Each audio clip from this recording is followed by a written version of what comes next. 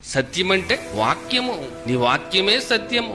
సత్యం అంటేనే వాక్యము. మరి వాక్యం అంటే ఏమిటి? వాక్యం అంటే ఏంటంటే యేసుక్రీస్తు వారు ఆదియందు వాక్యము ఉండెను, వాక్యము దేవుని యొద్ద ఉండెను, వాక్యము దేవుడై ఉండెను. కలిగి ఉన్నదేది ఆ వాక్యం లేకుండా కలగలేదు.